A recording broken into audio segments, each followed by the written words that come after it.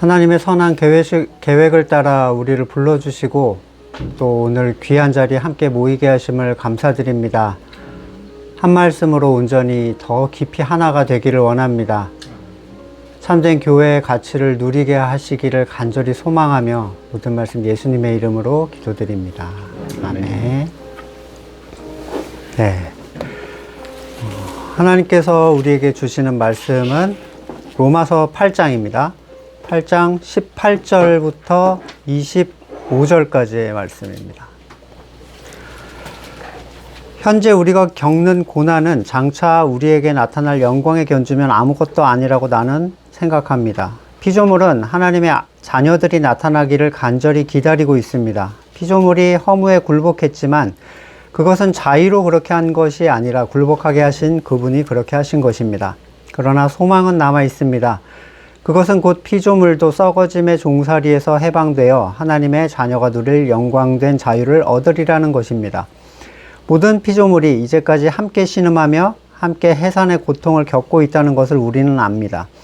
그뿐만 아니라 첫 열매로서 성령을 받은 우리도 자녀로 삼아 주실 것을, 곧 우리 몸을 속량하여 주실 것을 고대하면서 속으로 신음하고 있습니다. 우리는 이 소망으로 구원을 얻었습니다. 눈에 보이는 소망은 소망이 아닙니다. 보이는 것을 누가 바라겠습니까? 그러나 우리가 보이지 않는 것을 바라면 참으면서 기다려야 합니다. 아멘.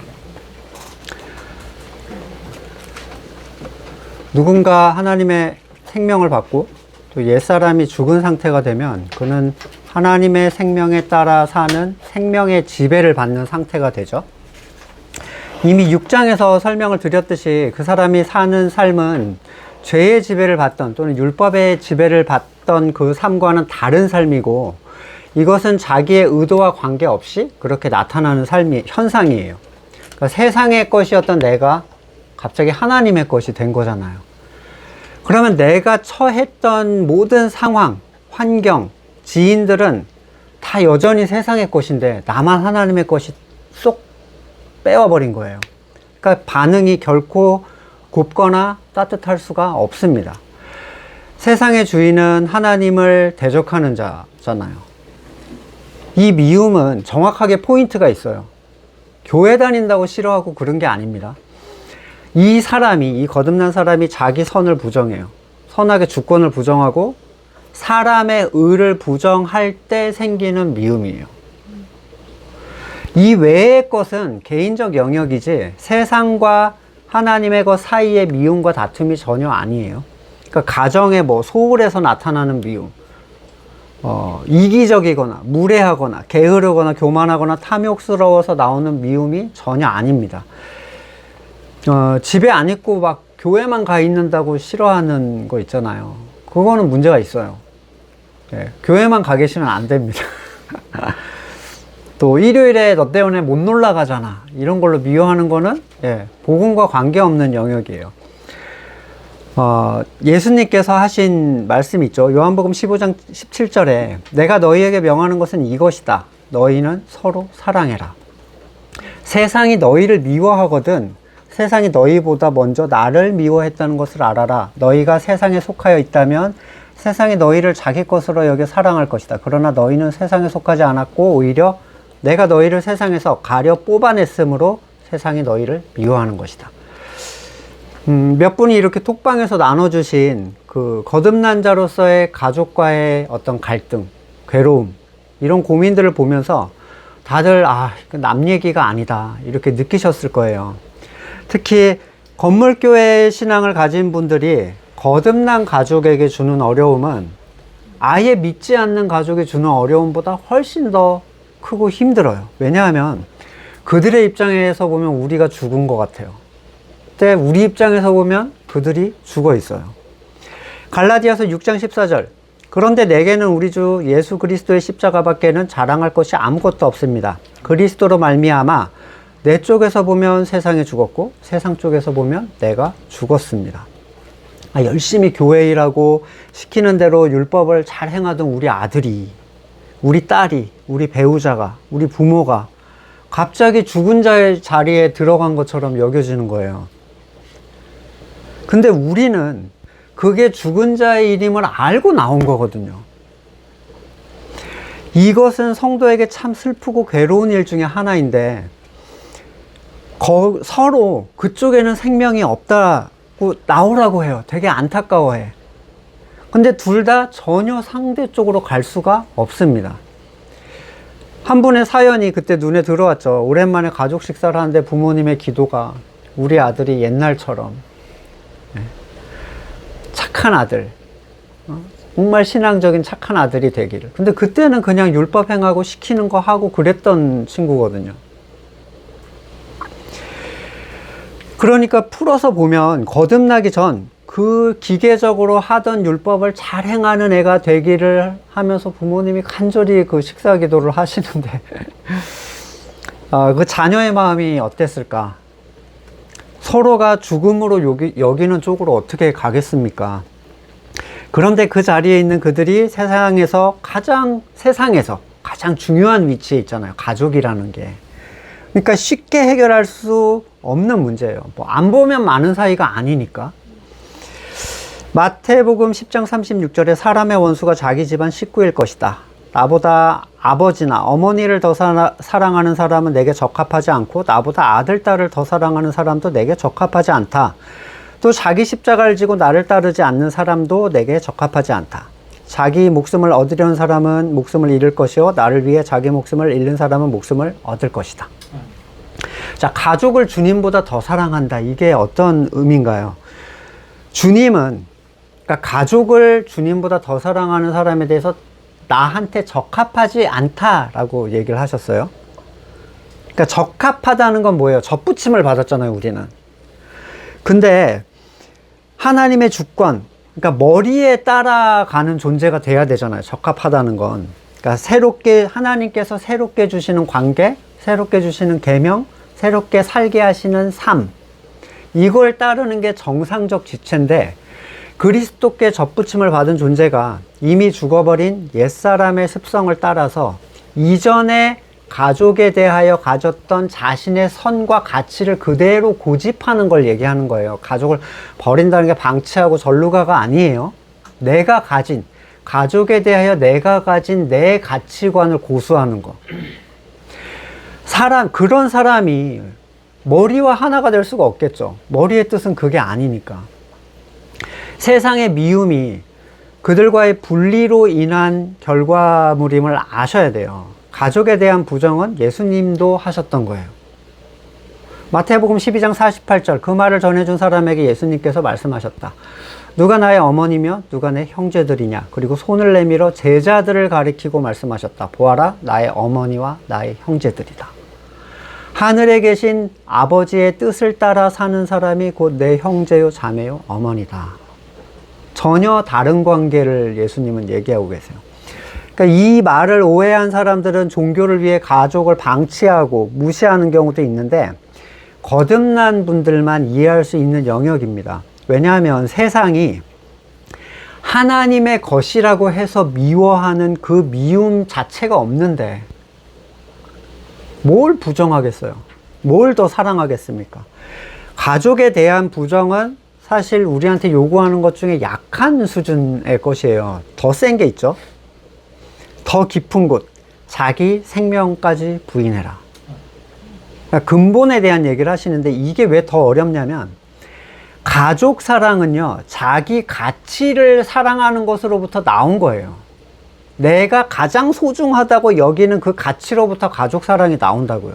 그러니까 때로는 가족 사랑을 하지 않는 사람도 있어요. 자기 가치가 다른 게 더 높은 사람들은.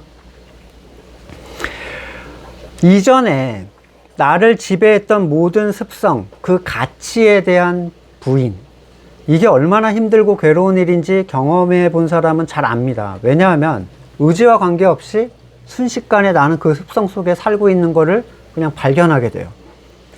해도 끝이 없고 끝날 것 같지도 않고. 그래서 다윗은 이 고난, 사람이 받는, 성도가 받는 고난에 대해서 이렇게 얘기하는데 시편 119편 67편 7절 이하를 보시면 내가 고난을 당하기 전까지는 잘못된 길을 걸었으나 이제는 주님의 말씀을 지킵니다. 선하신 주님, 너그러우신 주님, 주님의 율례들을 내게 가르쳐 주십시오. 오만한 자들이 거짓으로 내 명예를 훼손했지만 나는 온 정성을 기울여서 주님의 법도를 지키겠습니다. 그들의 마음은 무디어 분별력을 잃었으나 나는 주님의 법을 즐거워합니다. 고난을 당하는 것이 내게 오히려 유익하게 되었습니다. 그 고난 때문에 나는 주님의 율례를 배웠습니다. 고난을 통해서 잘못된 길을 벗어날 수 있었고 하나님의 법, 하나님의 뜻이 무엇인지를 알 수 있게 됐어요. 그러니까 여기서 핵심은 세상적 고통을 우리는 떠올리기가 쉽지만 사실 내성과 하나님의 선의 충돌에서 발생한 어떤 그 고통의 결과물을 얘기하는 거예요. 근본적으로. 히브리서 5장 8절 그는 아들이시지만 고난을 당하심으로써 순종을 배웠습니다. 그리고 완전하게 되신 뒤에 자기에게 순종하는 모든 사람에게 영원한 구원의 근원이 되시고 히브리서 2장 18절에도 그는 몸소 시험을 받아 고난을 당하셨으므로 시험을 받는 사람들을 도우실 수 있습니다. 그러니까 왜 하고 많은 방식 중에 하필 고난이냐? 고난은 더 나은 가치에 대한 선택의 결과예요. 더 나은 거를 내가 잡았다는 것으로 인한 선택의 결과라고요. 그리고 그 선택은 내가 했다는 그 선택은 눈에 보이는 신앙의 실체예요. 예를 들어서 건강이 좋다는 건 다들 인정하시잖아요. 누구도 건강은 나쁘다 이런 사람 없어요. 근데 진짜 건강이 좋다는 걸 아는 사람은 죽기 직전에 가본 사람들이 제일 잘 알아요. 절대로 못 바꾸던 거를 죽기 직전에 간 사람은 다 바꿉니다.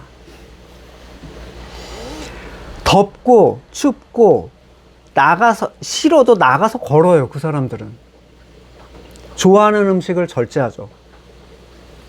건강이 좋다는 것을 알지만 건강에 해가 되는 행동을 하는 사람은 자기가 안다고 생각하는 것에 반대되는 결과를 자꾸 선택하는 거예요. 이 사람이 정말 아는 사람인가? 이 두 종류의 사람은 같은 것을 알고 있는 것인가? 건강이 좋다는 것을.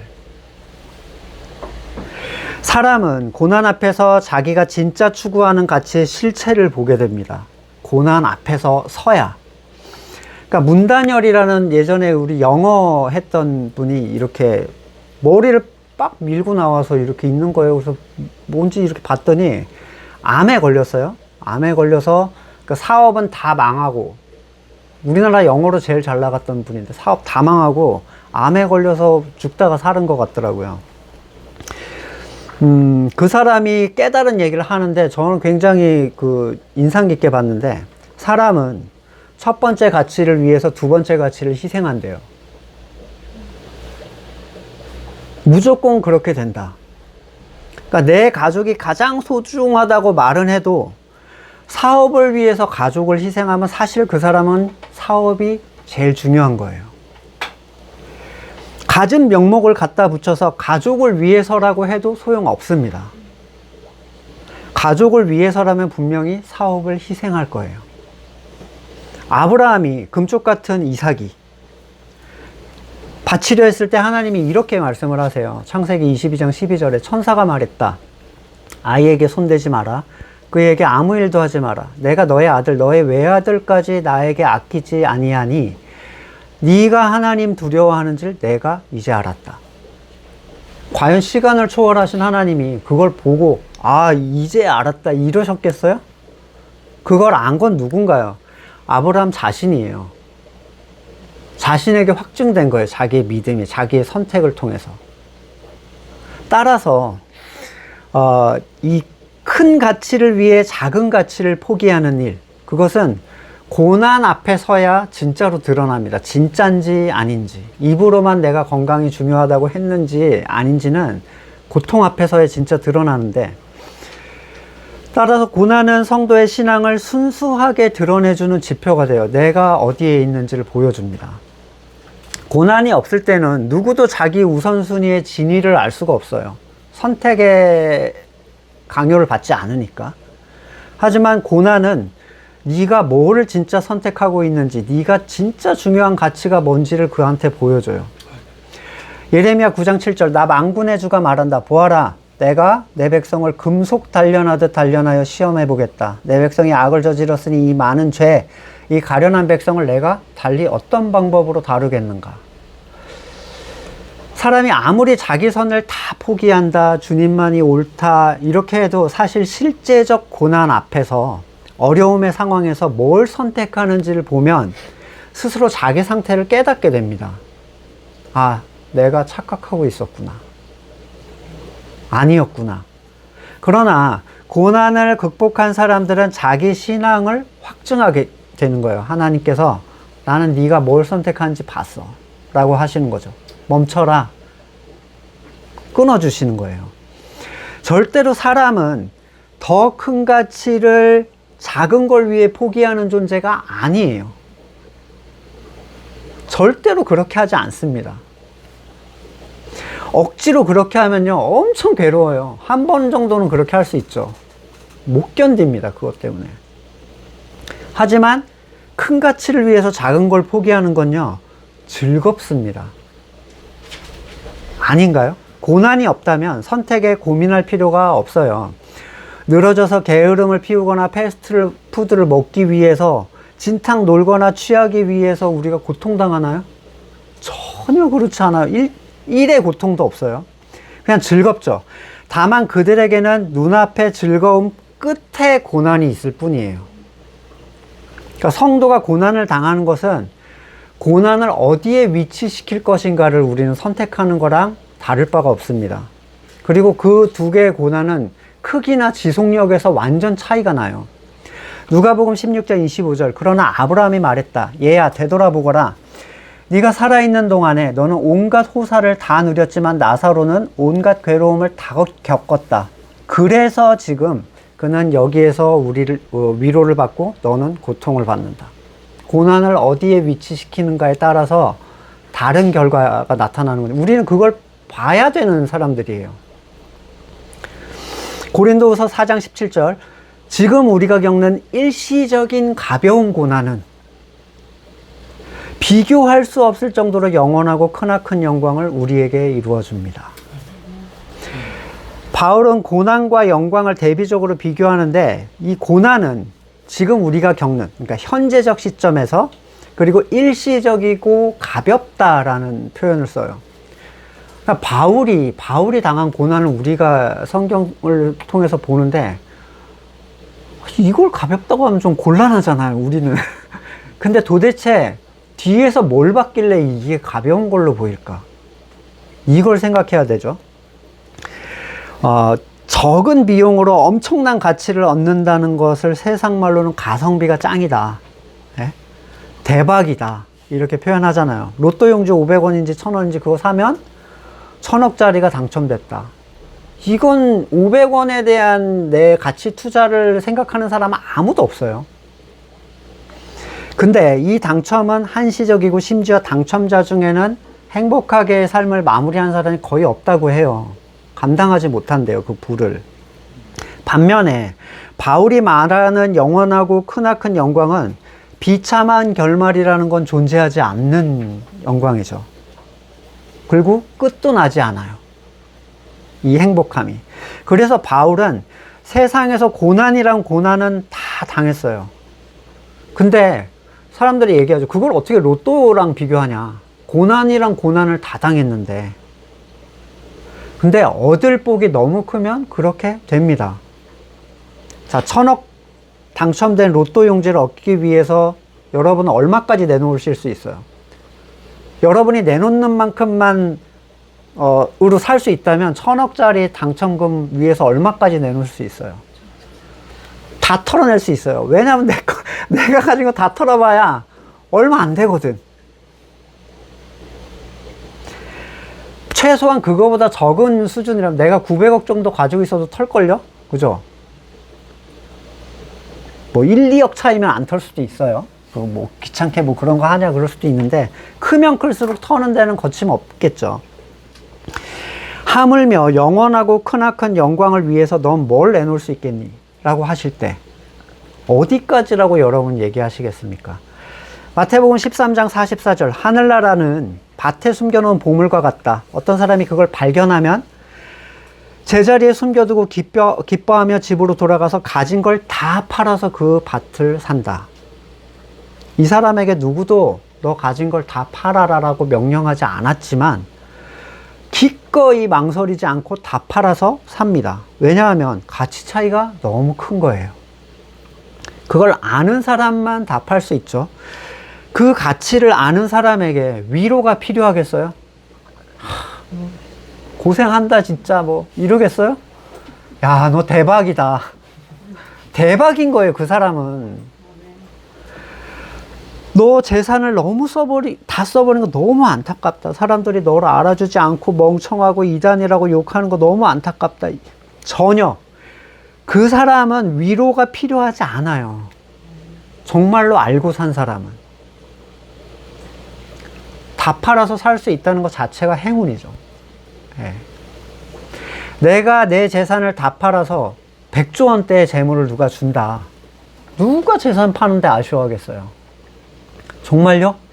제가 가진 것만 다 팔면 진짜 받을 수 있습니까? 어떻게 하면 됩니까? 서류를 작성하면 되나요? 공증이 필요합니까? 변호사를 부를까요? 어떻게든지 빨리 팔아치우려고 하겠죠. 그런데 다가올 소망의 영광에 대한 소망이 없거나 그 가치에 대한 인지가 약한 사람들이 망설이는 거예요. 다요? 조금 남기면 안 되나요? 그래도 아끼는 옷하고 잘 집하고 이동할 차 정도는 있어야 되고 만기가 다 된 주택 청약은 좀 빼주세요. 다른 건 별로 가치 없어요. 저쪽 입구에다 내놨습니다. 아니 하루 이틀 길에서 못 잡니까? 노숙 가능합니다. 신문지 깔고 노숙 가능해요. 입으로는 세상과 바꿀 수 없는 구원의 가치다라고 얘기하지만 사실 우리의 선택은 못 쓰는 것을 밖에 내놓으면서 모든 걸 포기했네, 내려놨네, 이러는 수준이란 말이에요. 환난에 대한 성도의 절망과 괴로움의 핵심적인 그 이유는 올 영광에 대한 가치가 너무 희박하다는 거예요. 너무 불투명해. 뭔지 잘 몰라. 그러니까 내놓지를 못하죠. 사실 이 영광이요. 너무 커요. 너무 커서 감이 안 옵니다. 100조를 주면 어떻게 쓰실 것 같아요? 집 사고 차 사고 이런 거잖아요. 우리가 해봤자 뭐 좀 스케일 큰 사람은 뭐 기업을 산다든지, 네? 빌딩을 산다든지, 은행에 넣어두고 연 1% 이자만 받아도 저는 충분히 행복할 것 같아요. 네? 1년에 1조씩. 근데 창조주 하나님께 속한 크나큰 영광을 영원토록 누린다라는 것에 과연 감이 있겠냐는 거예요, 우리가. 선교사 짐 엘리엇이 이런 얘기를 했죠. 잃어버릴 수 없는 것을 얻기 위해 지킬 수 없는 것을 버리는 자는 결코 어리석은 사람이 아니다. 우리가 가진 것 중에 지킬 수 있는 게 뭐가 있습니까? 가족, 건강, 물질, 행복, 시간, 평안. 그냥 우리는 주어진 걸 누리면서 사는 존재일 뿐이에요. 어떤 것도 내가 지킬 수 있다라고 얘기할 수 있는 게 단 한 가지도 없죠. 사람은 그걸 할 수 있는 존재가 아니에요. 이 지킬 수 없는 것들을 결코 잃어서는 안 되는 걸 위해서 포기하는 것. 이게 왜 아까운가? 잃을 수 없는 가치가 불분명하기 때문입니다. 이 가치가 분명했던 사람의 고백이 있죠. 빌립보서 3장 7절. 그러나 나는 내게 이루었던 것은 무엇이든지 예외 없이 그리스도 때문에 해로운 것으로 여기게 되었습니다. 네, 그가 누렸던 세상의 모든 가치들, 그뿐만 아니라 내 주 예수 그리스도를 아는 지식이 가장 고귀함으로 나는 그 밖의 모든 것을 해로 여깁니다. 나는 그리스도 때문에 모든 것을 잃었고 그 모든 것을 오물로 여깁니다. 그리스도 때문에 잃었지만 그리스도께서 빼앗아 간 게 아니라 그리스도를 얻기 위해서 자기가 다 버린 거예요. 팔아버린 거죠. 그걸 얻기 위해서. 그래서 그가 추구하는 게 뭐죠? 나는 그리스도를 얻고 그리스도 안에 있는 사람으로 인정받으려고 합니다. 이게 자동이 전혀 아니에요, 여러분. 그는 엄청나게 그렇게 되고 싶은 사람이에요. 그리스도 안에 있기를 바라는 사람. 나는 율법에서 생기는 나 스스로의 의가 아니라 그리스도를 믿는 믿음으로 말미암아 오는 의, 곧 믿음에 근거하여 하나님에게서 오는 의를 얻으려고 합니다. 내가 바라는 것은 그리스도를 알고 그분의 능력, 부활의 능력을 깨닫고 그분의 고난에 동참해서 그분의 죽으심을 본받는 것입니다. 자, 고난에 동참하려면 그리스도를 아셔야 돼요. 그 가치를 아셔야 돼요. 그 크나큰 가치를 아셔야, 그리고 그 부활이 우리에게 뭘 이루셨고 그 능력의 범주와 그 강함이 어떤지를 아셔야 돼요. 그냥 누가 나 괴롭혀주는 사람 없나? 왜 나한테는 고난이 안 찾아오지? 이러잖아요. 감당도 못하는데 고난이 어떻게 찾아갑니까? 하나님이 애한테 바울 같은 고난을 주시겠어요? 이걸 알아야 고난을 이길 수 있는 힘이 그에게 생기는 거죠. 그리하여 나는 어떻게 해서든지 죽은 사람들 가운데서 살아나는 부활에 이르고 싶습니다. 아니, 거듭났으면 다 천국 아닌가? 왜 이렇게 불안해하는 것처럼 보여요? 왜 이루고 싶다는 표현을 합니까? 자동이 아니니까 그러는 거예요. 나는 이걸 이미 얻은 것도 아니고 목표점에 다다른 것도 아닙니다. 그리스도께서 나를 사로잡으셨으므로 나는 그걸 붙들려고 쫓아가고 있습니다. 형제자매 여러분, 나는 아직 그걸 붙들었다고 생각하지 않습니다. 내가 하는 일은 오직 한 가지, 이거 하나 하는 거예요. 뒤에 있는 건 잊어버리고 앞에 있는 것을 향하여 몸을 내밀면서 그리스도 예수 안에서 하나님께서 위로부터 부르신 그 부르심의 상을 받으려고 목표점을 향해 달려가고 있습니다. 바울이 이거 한 가지 위해서 하는데 우리는 여러 가지 할 필요가 있습니까? 우리도 똑같아요. 우리도 똑같아요. 그 부르심의 상의 가치가 얼마나 크게 보였으면 자기에게 유익이 되었던 모든 것이 버려야 돼가 아니라 배설물로 여겨졌대요. 우리는 저걸 하기 위해서 우리가 이걸 손해를 봐야 돼, 이렇게 해야 하잖아요. 어떤 값을 치러야 돼, 이러잖아요. 근데 바울은 배설물로 보이는 거예요. 배설물은 목표에 방해가 되는 것, 반드시 비워내야만 하는 것, 나한테 해가 되는 것, 이런 거잖아요. 그는 세상에서 유익이 됐던 가치가 영혼의 유익을 얻는데 방해가 된다라는 것을 분명하게 인지를 하고 있습니다.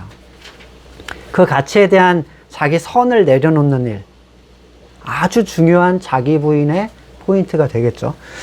데살로니가 후서 1장 4절, 그러므로 우리는 온갖 박해와 환난 가운데서도 여러분이 간직한 그 인내와 믿음을 두고서 하나님의 여러 교회에서 여러분을 자랑하고 있습니다. 이 일은 하나님의 공의로운 심판의 표니 하나님께서 여러분을 하나님 나라에 합당한 사람이 되게 하시려고 주신 것입니다. 이 고난이 여러분을 하나님의 나라에 적합한 사람, 그리스도의 몸에 적합한 사람이 되게 하려고 주셨다는 거예요.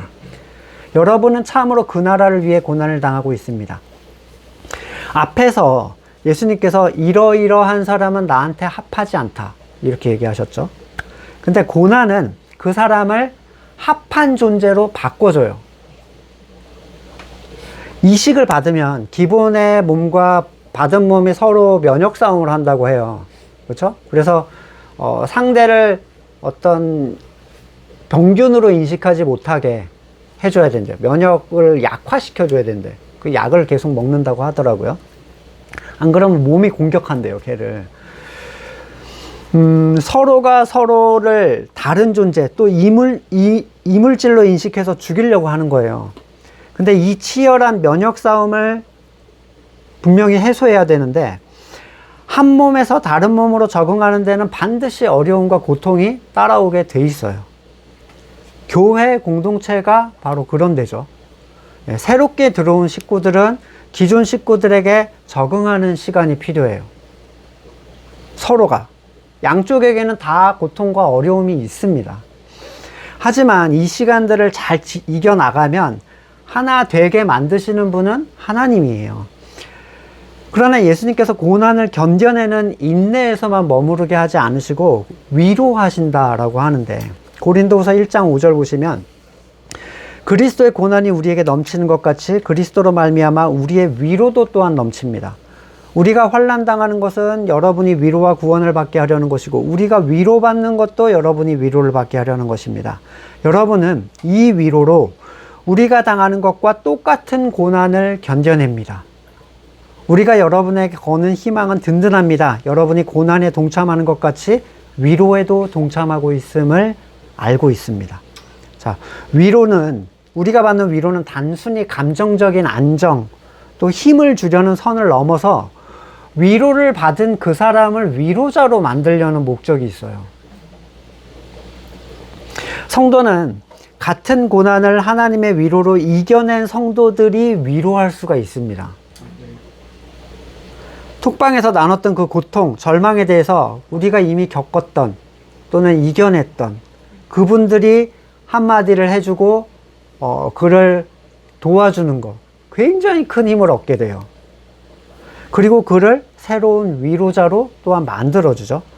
바울은 이 위로의 근원을 미래에 대한 소망에 두고 있는데, 빌립보서 1장 29절에 하나님께서 여러분에게 그리스도를 위한 특권, 즉 그리스도를 믿는 것뿐만 아니라 그리스도를 위하여 고난받는 특권도 주셨는데, 이거는 그리스도의 몸이기 때문에 받는 고난이에요. 분명하게 이 고난은 그리스도와 그분의 복음으로 인한 고난입니다. 내가 그걸 말하고 추구하고 인정하기 때문에 받는 고난, 이것은 그분에 대한 고난이므로 이게 접붙임을 받은 나에게는 영광이 돼야 돼요. 왜냐하면 머리가 욕을 먹는다는 건 지체가 다 포함되는 거예요. 나는 너 손은 안 싫은데 너는 싫어, 이런 건 없어요. 그냥 너라는 것 자체에 지체가 다 포함되어 있는 거죠. 이 고난은 그래서 특권이 됩니다. 어떤 특권이냐면 그리스도와 네가 하나라는 특권이에요. 이 하나라는 특권은 뭘 우리한테 주죠? 결코 정죄함이 없나니. 그래서 바울은 고난에 동참하는 것을 원하는데 스스로 원하고 있어요. 나는 그리스도와 하나라는 걸 너무 확증받고 싶은 거죠. 그 전에 준비가 될 것과 결과물들이 있는데, 자, 분명한 소망은 인내를 쉽게 만들어주죠. 그리고 따라서 바울은 이렇게 중보를 해요, 성도들한테. 에베소서 1장 18절. 여러분 마음의 눈을 밝혀주셔서 하나님의 부르심에 속한 소망이 무엇이고 성도들에게 베푸시는 하나님의 영광스러운 상속이 얼마나 풍성한지를 여러분이 알게 되기를 빕니다. 진정한 중보기도요. 진정한 중보기도. 병 낫게 해주시고 합격하게 해주시고 사업 잘 되게, 이런 저급한 류가 아니라는 거예요. 진정 하나님의 영광의 풍성함을 알아서 기꺼이 세상을 내놓는 것이 즐거운 일이 되도록, 나그네로 사는 게 너무 기쁘도록. 빌립보서 3장 15절. 그러므로 누구든지 성숙한 사람은 이와 같이 생각하십시오. 여러분이 뭘 달리 생각하고 있으면 하나님께서는 그것도 여러분에게 드러내실 것입니다. 지금 성숙한 사람들이 앞에서, 빌립보서 앞에서 뭘 생각했어요? 앞에 우리가 아까 본 본문이 뭐냐면, 바울이 나는 어떻게든지 그걸 붙잡으려고 한다. 나는 오직 한 가지만 생각한다. 성숙한 사람은 이렇게 생각하십시오. 바로 밑에 붙어 있는 본문이에요. 그러나 어쨌든 우리가 어느 단계에 도달했든 단계에 맞춰서 행합시다. 그러니까 바울 같은 걸 요구하는 건 아니에요. 바울하고 똑같은 열정을 내기를 원하시는 건 아니라는 거예요. 수준이라는 게 있으니까. 우리에게 주신 믿음의 분량에 따라 거기에 맞춰서 나가면 됩니다. 하지만 바울의 모습은 우리가 바라는 성도의 가장 궁극적인 어떤 모습이라고 우리는 생각할 수 있어요. 본이죠. 19절부터 나오는 내용은 다소 난해한 내용이 나와요. 피조물들이 하나님의 자녀가 나타나길 기다리고 있대요. 여기서 말하는 피조물이 정확하게 뭔지 표시하고 있지 않지만 성경에서 우리에게 알려준 천지 창조에 대한 모든 부분이 다 포함된다라고 우리는 볼 수 있어요. 바울은 이 피조물에 인격적인 의미를 부여해서 그것들이 뭘 기다리고 소망하고 견디고 기뻐하고 슬퍼하고 막 이런 것처럼 묘사를 했죠. 인격적인 묘사를 해놨는데 왜 피조물은 하나님의 자녀들이 나타나기를 기다리고 어떤 이유에서 지금 고통받고 있는가? 기다리고 있다는 표현은 목을 빼고 한 지점을 계속 바라보고 있는 목적성을 가진 기다림이에요. 그냥 시간이 빨리 가라 이런 게 아니라 뭔가 목표가 이루어지길 지금 기다리고 있는 거죠. 마치 아버지가 집 나간 그 탕자를 기다리듯이 계속, 또는 이삭이 리브가를 계속 기다리듯이 기다리는 목표를 가진 특정 상황인데, 자, 피조물이 허무한데 굴복했다. 이것은 전도서에서 나오는 표현으로 잘 드러나는데, 해 아래서의 모든 것에 대하여 성경은 헛되니 모든 것이 헛되다. 이렇게 말합니다. 허무함 그 자체로 세상은 지금 이루어져 있어요. 전도자의 눈으로 봤을 때. 김자옥 씨가 나와서 이렇게 무릎팍도사에서 얘기를 하는 게 저는 기억이 나는데, 언니가 있었대요. 큰언니. 키도 크고 너무너무 예뻤대요. 지나간 빛이 나고 사람들이 다 이렇게 시선을 뺏기는 정도의, 게다가 공부도 너무 잘했어. 너무 똑똑했어. 근데 36살인가에 자살을 했대요, 언니가. 근데 직전에 그런 얘기를 했다고 그러더라고요. 세상이 너무 허무하다. 다 같이 가진 것처럼 보였던 그분에게 도대체 뭐가 그렇게 허무해 보였을까? 죽으면 끝 아닌가라는 어떠한 절망으로 넘어갔던 것 같아요. 이게 다 무슨 소용이 있는가? 이 결론은 결국에 초등학생 자녀도 있었는데 그 젊은 나이에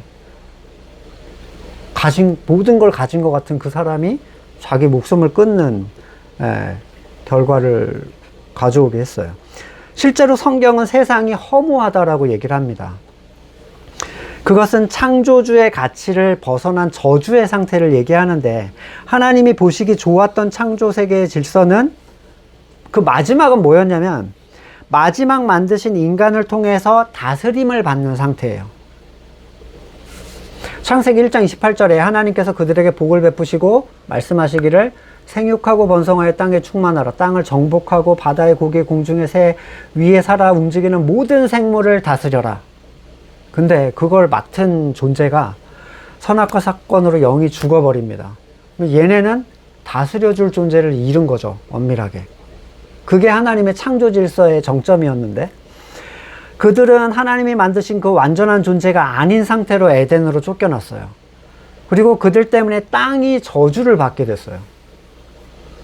어떤 이들은 이 생태신학을 들고 와서 자연보호가 뭐 하나님의 뜻이다, 또 인간이 먹이사슬의 정점에 있다는 것은 정복하고 다스리라는 하나님의 뭐 명령에 충실했다는 거다, 뭐 이런 소리를 하는데, 이 명령은 범죄 이후에는 불가능한 게 됐죠. 완전한 상태가 아닌 존재는 절대로 그걸 할 수 없죠. 창세기 3장 17절에 남자에게 이렇게 말씀하셨다. 너는 아내 말을 듣고서 네가 너에게 먹지 말라고 한 그 나무의 열매를 먹었으니 이제 땅이 너 때문에 저주를 받을 것이다. 죽는 날까지 수고해야만 땅에서 나는 것을 먹을 수 있을 것이다. 그러니까 그걸 주관해야 하는 인간뿐만 아니라 땅까지 다 저주가 내린 거예요. 이 저주는 인간에게 내린 벌로 인한 저주죠. 근데 노아의 아버지는 사람 때문에 땅이 저주를 받았음에도 불구하고 땅 때문에 우리가 고생을 한다, 이렇게 생각해요. 무슨 창세기 5장 29절, 그 아들 이름을 노아라고 짓고 말했다. 주님께서 저주하신 땅 때문에 우리가 수고하고 고통을 겪어야 하는데 이 아들이 우리를 위로할 것이다. 그 자체를 인지를 못하고 있죠. 하나님은 노아를 통해서 그리스도의 구원에 대한 예표를 보여주셨어요. 그리고 아브라함의 믿음을 가진 자들이 저주로부터 벗어나게 될 것임을 예고를 하고 계십니다. 창세기 12장 3절에 너를 축복하는 사람에게 내게 복을 베풀고 너를 저주하는 사람에게 내가 저주를 내릴 것이다. 땅에 사는 모든 민족이 너로 말미암아 복을 받을 것이다. 죄지은 인간에 대한 하나님의 구속과 복은 하나님의 창조의 본 의도가 회복된 인간을 이 땅에 새롭게 탄생시킵니다. 거듭난 사람이 생겨난다, 이 의미는 인간으로 인해서 저주받고 고통당하던 피조 세계의 회복이 가까워 오고 있다라는 걸 메시지를 주는 거예요. 이 다스림은 최종적으로 그리스도를 머리로 한 교회를 통한 다스림이에요. 계시록 11장 15절에 일곱째 천사가 나팔을 불었습니다. 그때 하늘에서 큰 소리가 났습니다. 세상 나라는 우리 주님의 것이 되고 그리스도의 것이 되었다. 주님께서 영원히 다스리실 것이다. 이전에는 세상은 나한테 속한 게 아니다 이랬잖아요. 근데 이후에 회복이 되죠. 18절에 11장 18절 민족이 이곳에 붕괴하였으나 오히려 그들이 주님의 진노를 샀습니다. 이제는 죽은 사람들이 심판을 받을 때가 왔습니다. 주님의 종 예언자들, 성도들, 작은 사람이든 큰 사람이든 주님의 이름을 두려워하는 사람들에게 상을 주실 때가 왔습니다. 땅을 망하게 하는 자들을 멸망시킬 때가 왔습니다. 예. 자, 하나님의 자녀들이 누리게 될 영광의 이 종살이의 고통에서 회복된 피조물들이 참여하는 건 당연한 거예요. 마지막 때에 우리 때문에 저주받았던 그 피조 세계가 회복되는 건 당연한 거라고요. 어쩌면 피조물들은 우리가 지금 생각하는 이 피조물과는 다른 형태의 모습이었을 거예요. 그러니까 뭐 모양이나 문제가 아니라 모든 것들이 저주받기 이전의 피조 세계는 분명히 지금과는 달랐을 겁니다. 베드로후서 3장 13절 그러나 우리는 주님의 약속을 따라 정의가 깃들여 있는 새하늘과 새 땅을 기다리고 있습니다. 계시록 21장 10절에도 나는 새하늘과 새 땅을 보았습니다. 이전 하늘과 이전 땅이 사라지고 바다도 없어졌습니다. 오늘 본문 23절에서 모든 피조물이 해산의 고통을 겪고 있다 이러는데 이 해산의 고통이라는 건 올 것이 임박해 왔다라는 표현이에요. 네, 다가오고 있어. 계속 그 마지막 때가 다가오고 있다. 그래서 완전한 하나님의 나라가 나타나는데 이것이 하나님의 백성이 이 땅에 나타나기 시작하면서부터 더 이제 피조물들이 기대감을 갖기 시작하는 거죠. 그리고 거듭난 우리도 자녀 삼아 주실 것을 고대하며 신음한다 이렇게 표현하는데 앞에서 그리스도의 영이 있으면 그는 하나님의 자녀다 얘기를 했는데 뭘 자녀 삼아 주실 걸 또 고대하냐. 여기서 말하는 고대는 완전한 구원의 상태를 얘기하죠. 지금은 우리는 불완전하잖아요. 다 더 막 붙들려고 하고 아둥바둥하고 막 못하게 하려는 존재도 있고 한데 그때는 그런 게 다 사라지는 완전한 상태. 여기에서 말하는 이 구원, 완전한 구원의 상태를 얘기하는 건데 이 새 땅, 새 하늘은 어떤 슬픔, 고통도 없는 완전한 하나님의 다스림의 상태를 얘기를 합니다. 그래서 이 소망을 가진 사람들을 성도라고 하는 거예요. 그래서 성도는 보이는 세상에 소망을 두지 않는다는 거죠. 그것도 그거고 이것도 섞어 넣으려고 할 이유가 전혀 없어요. 여러분 100조 준다는데 그래도 청약통장 만기된 거는 가져가겠습니다를 섞어 넣을 이유가 없다는 거예요. 섞어 넣는 거는 이 가치를 모르는 사람들이나 섞어 넣으려고 하죠.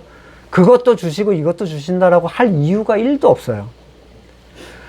이 소망으로 구원을 얻었다 말하는데 자, 믿음으로 구원을 얻은 거랑 소망으로 구원을 얻은 게 뭐 차이가 있나요?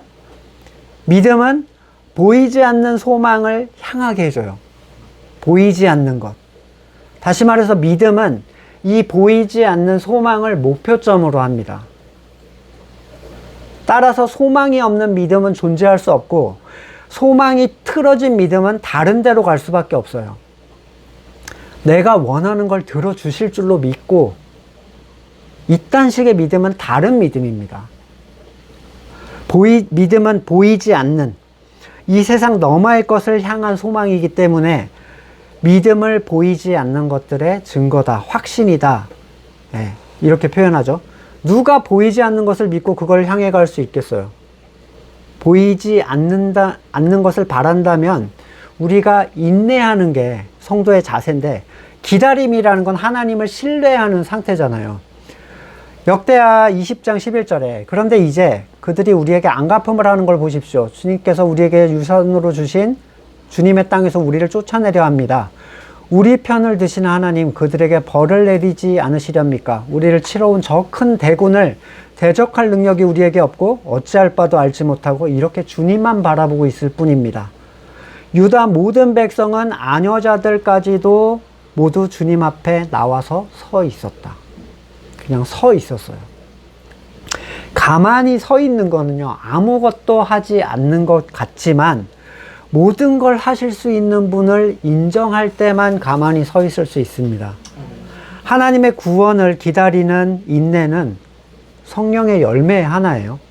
그러니까 내가 인내해야지라고 내 생리적인 어떠한 특성을 사용할 수는 없다는 거예요. 아무리 잘 참고 견디는 사람도 보이지 않는 소망을 바라면서 견디지 못합니다. 참으면서 기다리라 하는 것은 그게 분명히 어려운 일임을 얘기를 하는 거거든요. 인내라는 건 쉬우면 인내할 필요가 없잖아요. 그래서 우리는 한 소망을 가진 공동체가 필요하고 이 교회는 우리의 연약함을 든든히 붙잡아주는 분명히 힘이 될 겁니다. 전도서 4장 12절 혼자 싸우면 지지만 둘이 힘을 합하면 적에게 맞설 수 있다. 세 겹줄은 쉽게 끊어지지 않는다. 예. 말씀을 놓고 우리 같이 잠깐 기도하겠습니다. 소망, 분명한 소망이 우리에게 있을 때 고난이 즐거움으로 바뀌는 기쁨을 누리게 될 거예요. 그러니까 고난을 이겨내는 것에 집중하시기보다는 분명한 소망을 우리에게 드러내 주시기를, 그리스도의 십자가의 큰 가치를 우리가 알게 될 수 있기를, 또한 서로가 서로에게 위로자가 될 수 있기를, 하나의 소망을 향해서 하나의 공동체로 나갈 수 있기를 위해서 여러 가지로 같이 기도하시고 제가 기도하고 마치겠습니다.